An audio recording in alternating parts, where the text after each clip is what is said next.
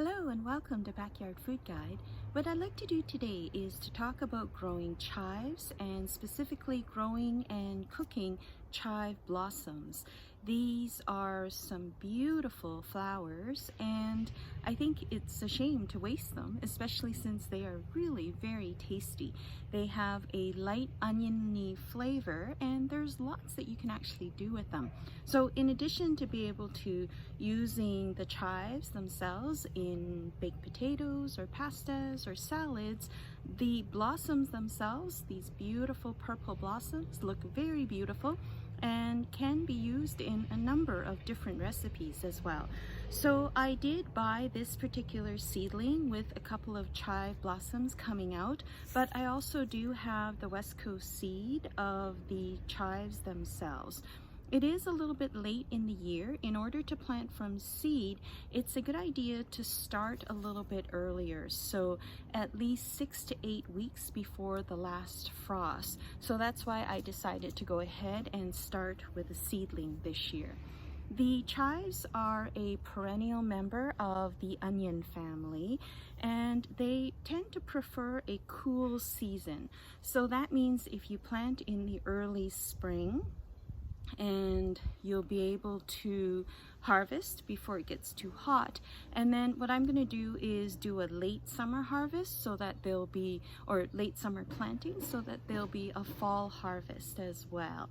So what's great about them is that they're actually quite easy to grow. However, the seeds do take a little while to sprout, so be patient with them. In fact, it can take anywhere from 14 to 20 days for the seeds to sprout. So once you have them in soil, don't get too impatient with them. They will come as long as you keep them well watered.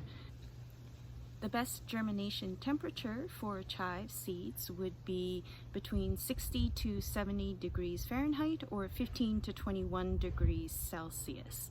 And in the ground, what you want to do is sow the seeds to about 2 inches apart, and then once the plants are about 4 to 6 inches high, then what you can do is to thin them out a little bit so that they are between 4 to 6 inches apart. So that means you'll have a nice full row or area of chives.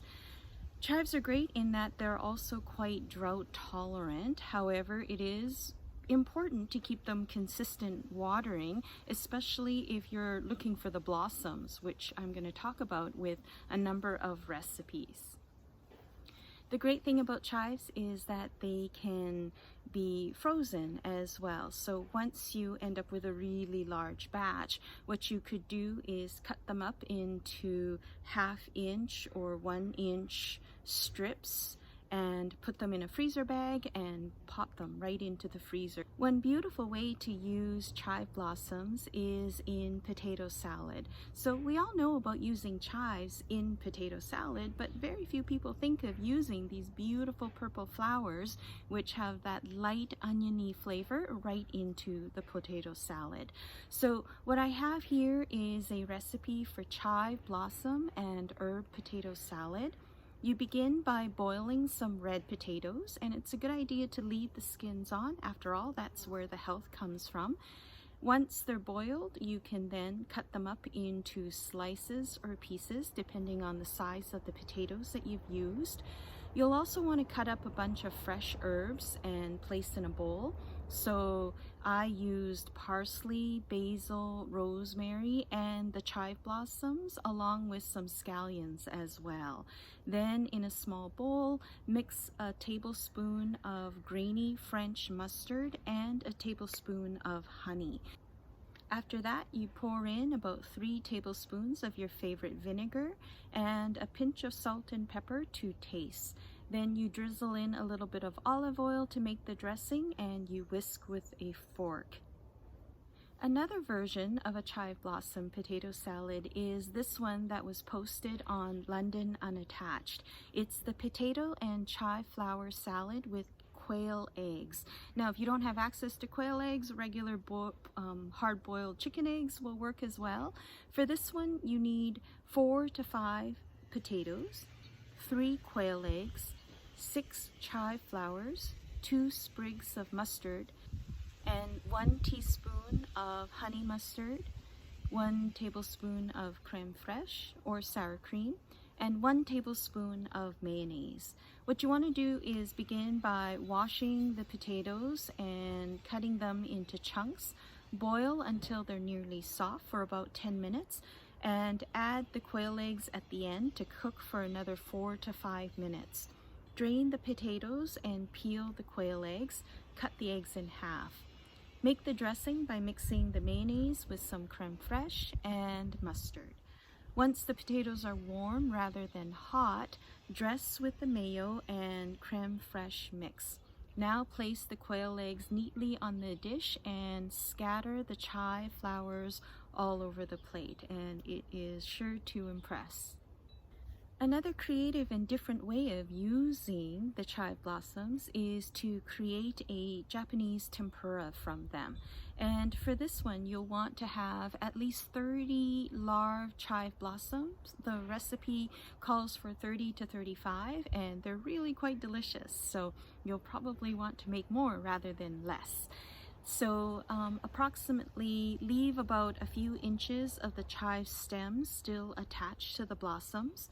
You'll want to use 1 cup of ice water, and what you can do is to put in 1 cup of ice and 1 cup of regular water, and then drain out 1 cup of ice so that you have very, very cold water. The cold water is important in this recipe because it will prevent the batter from becoming too oily once you fry it. You're going to need 1 large egg, 1 cup of all-purpose flour, 1 teaspoon of baking powder, a pinch of salt, plus a little extra at the end, and then oil for frying. Use a pretty neutral oil such as safflower, and you want chopped chives for the garnish, and even a lemon wedge would work really well for the garnish here. In a large bowl, add ice, water, and egg. Beat until smooth and thoroughly combined. Add flour, baking powder, and a pinch of salt. Whisk batter until completely smooth and combined.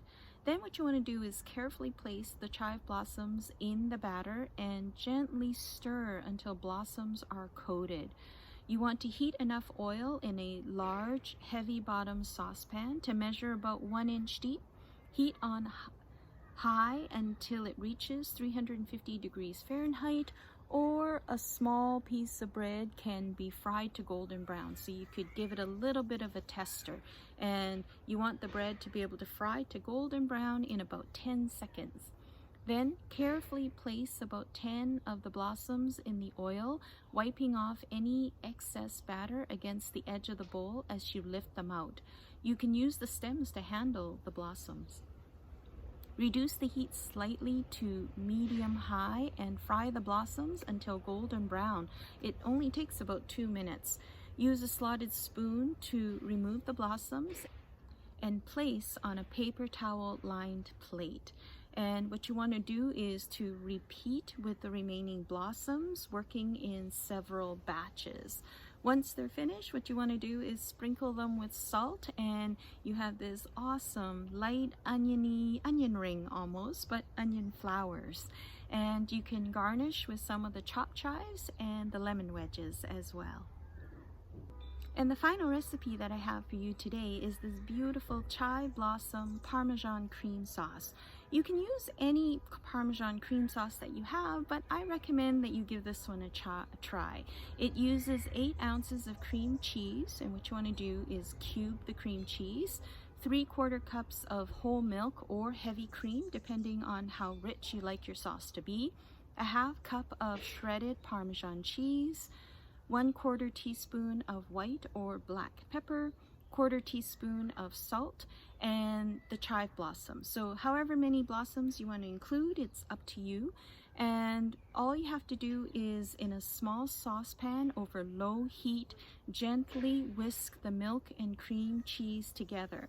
Once that has been melted, add the Parmesan, pepper, and salt, and you serve over any kind of pasta that you like, and you add in the blossoms at the end. You could also add some any kind of pea shoots or even chopped spinach, whatever you may like to add some more greenery into the dish. But this one is really beautiful, especially with the purple blossoms. I hope you enjoyed this video. Please like or subscribe. Thank you.